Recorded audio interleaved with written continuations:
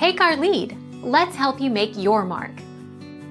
Our goal is your satisfaction. Let us show you the way.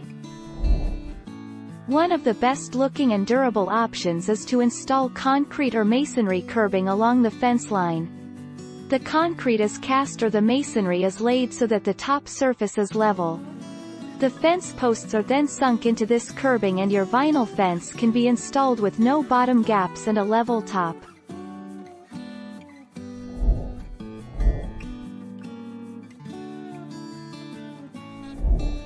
Make your mark. Take our lead. Rocks and boulders are a simple choice for areas of the fence that have a slight gap, or even for areas that have a long gap that runs along the fence. Use the rocks to build a retaining wall along the bottom of the fence, or create a rock garden.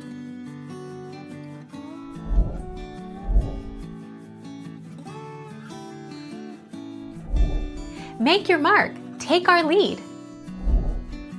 Installing wooden fence boards too tight together, this will cause the boards to warp because when the wood becomes moist it will expand. Make sure to leave a ½ inch or more in between the boards. Incorrect post spacing. Posts should be about every 6 to 8 feet, depending on the type of material used.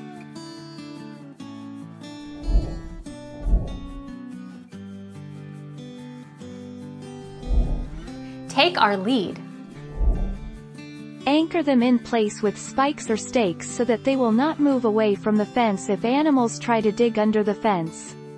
The raised bed should cover the entire gap under the fence. Fill the raised beds with a mixture of equal parts peat moss, garden loam or potting soil and well-rotted manure or compost.